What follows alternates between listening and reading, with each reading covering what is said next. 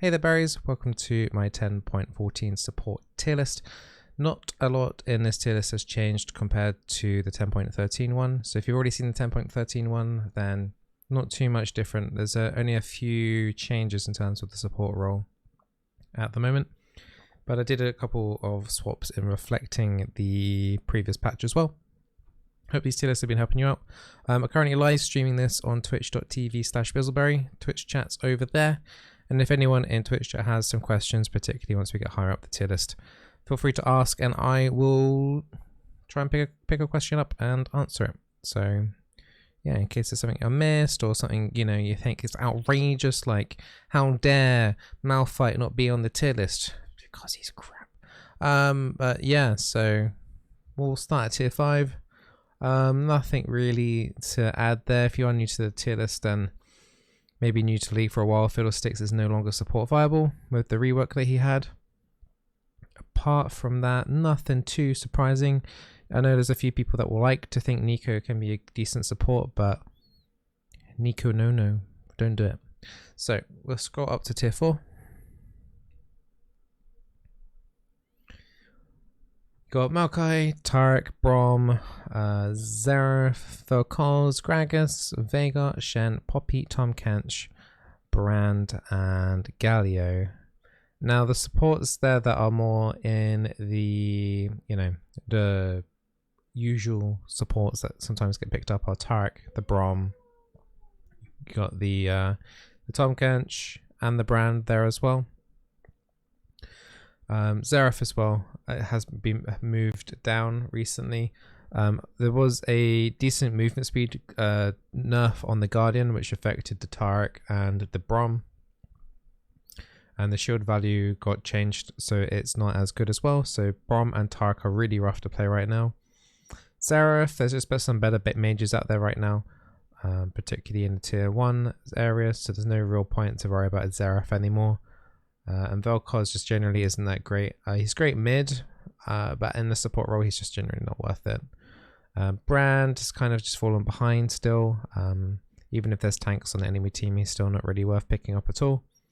And Tom Kench is barely in tier 4, if I'm honest. I think he's going to get a rework at some point. I'm not sure on the specifics on that at the moment. But hopefully that rework will push the Tom Kench back up into somewhere usable. But yeah, for now, tier 4, just about, really, if I'm honest. Moving up to tier 3. Thresh, Nautilus, Zillion, Karma, Morgana, Swain, Rakan, Alistair, and Pyke. So the two changes here are the Alistair and the Pyke. Both of them are getting changed this patch. So the Alistair is getting a straight minor buff on his Pulverize, his Q, the knock-up. So that's just enough to bring him out of tier 4 into tier 3. A little bit more CC throughout the game is nice for him. But he's still like not in a crazy position where, you know, you're going to want to pick him over necessarily something like the Leona, which is slightly higher up. Spoilers. But you know, if you like your cow, if you like your beef, then you know, you can still play Alistair and roam around to mid lane and things like that to make that work. The Pyke had some weird changes, so he does ever so slightly more damage. You can throw out more hooks as well, but he's squishier. So it's even scarier to play against the CC, like a Leona, for example, or anyone else that has hard CC like that. You're going to find it difficult to stay alive during that. But if you're playing against a Enchanter, like a Nami or something that's quite squishy, then Pyke actually works out a little bit better here in this situation. So it's basically made his matchups, you know, the things that he's strong against, he's going to be even stronger. The things that he's weak against, he's going to be a bit weaker. But overall, I did push him down from tier 2 to tier 3 because I felt like the armor and magic resistance that he's losing this patch, it's going to be even more difficult. Like if you play Pyke a lot, you probably can get away with this. But if you're someone who's like an average Pyke player who plays Pyke occasionally, you're going to get punished more frequently. It was a decent chunk on the armor and magic resistance down per level. So Pyke squishier is going to be difficult for a lot of players to handle, I feel. So a couple here, the Thresh pick tier 3 average for most people. If you're higher in ELO, say maybe high gold, you can maybe start utilizing him better into your solo queue games, more than something like a Blitzcrank. But the majority of players are silver below, so Thresh is only in tier 3 because of that reason, really. But you know, tier 3 for the average player, tier 2, potentially tier 1 if you're in very high ELO. But you know, majority of people watching these type of videos are looking how to play and what champions to play and stuff. So Thresh can be used as you get higher. It's just because people not an easy high mechanical champion, so you know your skills might not be up to the test. But also you got to rely on people clicking the lanterns, which doesn't even happen in high diamond. So you is a bit of hit and miss depending on your teammates on that. But he is a still, you know, decent champion if the conditions are met. Nautilus is your more basic engage tool you have if you don't like playing Leona. So Nautilus is, you know, if you don't like playing Leona, then and you still want to play a tank, then Nautilus is definitely a good option in your low ELOs for sure. Other than that, Karma is a budget Lulu. Morgana just isn't really that great at the moment. I think, you know, I'm pushing it really for keeping her in tier 3, I feel like. Swain's a good cheesy little pick. Rakan is good with AoE and with Xayah, but apart from that, not that great at all. Generally, Rakan works better in a pre-made group so you can like communicate together to set up something like an Orianna or something to that effect. But overall, yeah, I'm happy with it where everyone's placed here. Zilean I didn't really talk about, but he's okay. Like if you play with a hyper carry and your hyper carry is doing well, you can still speed them up. You can give them that free GA, the free revive. But apart from that, he's pretty damn squishy in lane, a bit risky to play still, and can be snapped pretty quickly pre-6. Why Thresh tier 3? Oh, sorry, I've already gone through that one. Tier 2, we've got Lulu, Nami, Janna, Blitzcrank, Bard, Zyra, Yuumi. So Yuumi I put down from tier 1 to tier 2. That is because she is still very strong. Everything in tier 2 and tier 1 is still going to be very good. The reason why she's been moved down to tier 2 is because if you're losing lane, it gets pretty tough. Even if you're being active, trying to get mana, auto hits for your mana, for your passive, it's really difficult to heal up your AD carry in the situation where you're actually behind. If you're ahead, nothing changes. If you've got one person on your team that's extremely fed, nothing really changes. So overall, she's still an amazing champion. If you like playing Yuumi, still play her. But, you know, just try and pick an AD carry that isn't going to in early in the laning phase, like an Ezreal.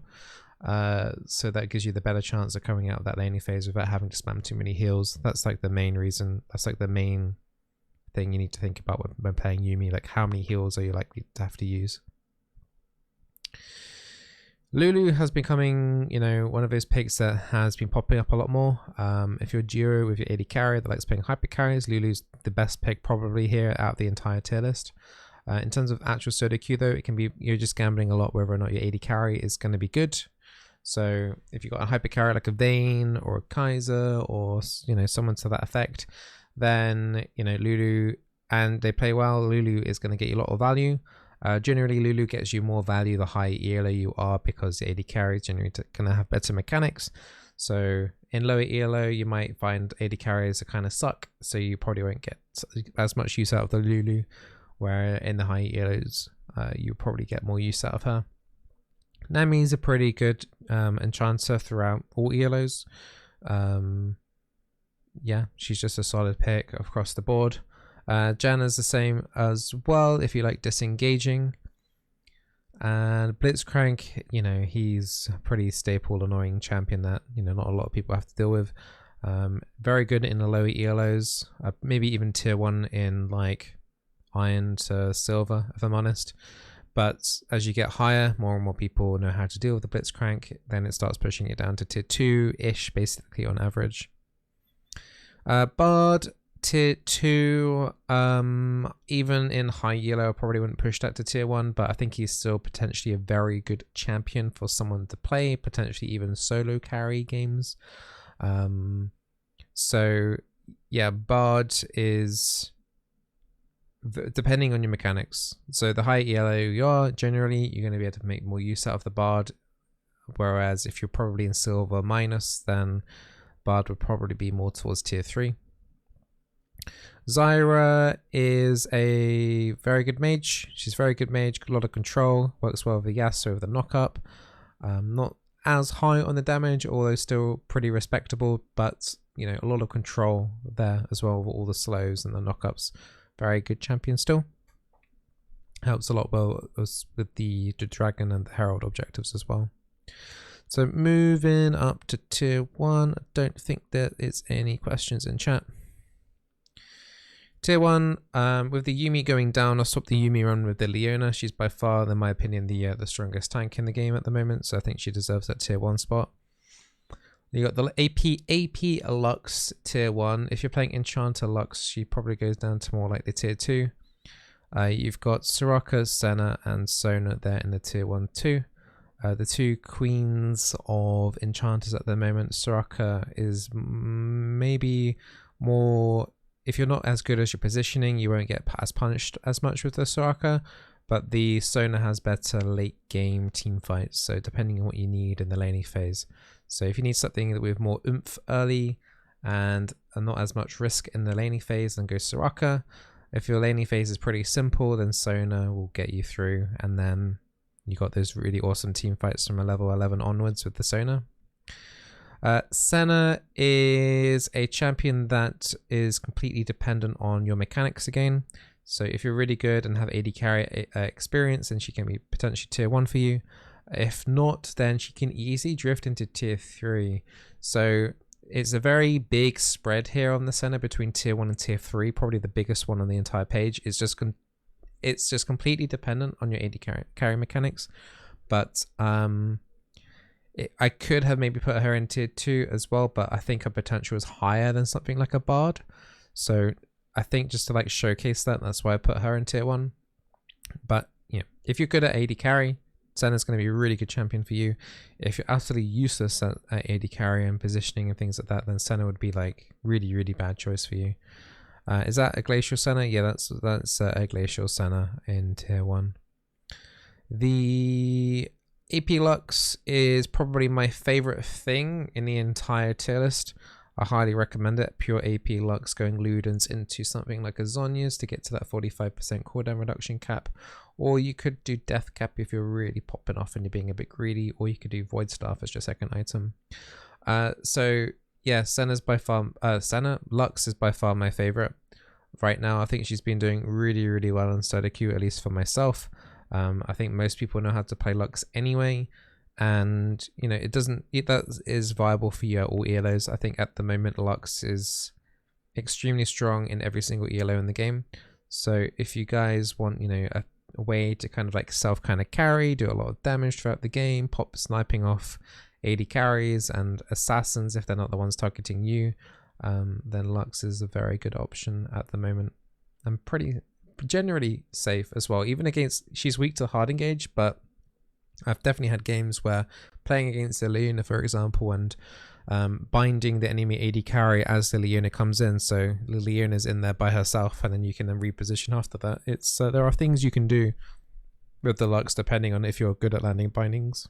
So yeah, hope you guys enjoyed that tier list. I know it was a little quick you know, a little quick tier list, nothing really too much changing this patch. You got the Nexus Blitz coming in, and as I said before, I think it was just the Alistair and the Pike changes, nothing too crazy for this. What are good runes for Lux? The Arcane Comet. So if you look at any of my recent Lux games on the YouTube channel, there's an Arcane Comet build. If you look at if I don't go through the runes on the video, then on the bottom left hand corner on the portraits and all my videos, you can see all the runes I take. But it's Comet with inspiration, because you would want the Cosmic Insight. I think Cosmic Insight and Cookies is the best secondaries for her. You want to get that 45% cooldown reduction for her, and the Cookies is Pretty nice. You can go stopwatch if you want, but I feel like there's been times where I've been going out of mana, and I felt like the cookies would have, you know, secured me an extra kill. So I think cookies and Cosmic Insight are the best secondaries for Lux with the Comet primary. With a Scorch at the bottom, make sure you pick up that Scorch to work with your Comet. Was Zyra in a tier 1 in the last? Zyra hasn't been tier 1 for a couple of patches at the moment. I think as soon as this Lux has kind of come through, I'll swap them around. I think Zyra is still a pretty good pick. I think just Lux just feels nicer to play in the laning phase in particular, so that is the reason why Lux is higher than Zyra. But once again, anything in tier 2 is still very good, and stuff in tier 3 is viable in, you know, those small random situations within the champion selection. Like, you know, with the Pyke, for example, if you're playing against, you know, like the Sona, for example, Pyke would be an awesome pick. Even though he's tier 3 and Sona's tier 1, the Pyke would, you know, smash the Sona. So there are options still in lower down. It's just that the tier 1 is just, you know, more usable in more games, if that makes sense.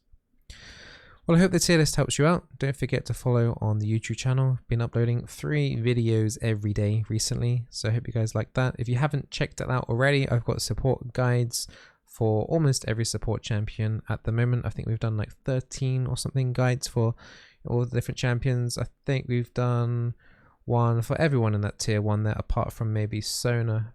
Yeah, we've done Lux, we've done Soraka, Senna, Leona, we've done Lulu, Nami, and Zyra and Yumi. We've done loads of those champions there, so feel free to check them out if there's something there that you're thinking about picking up.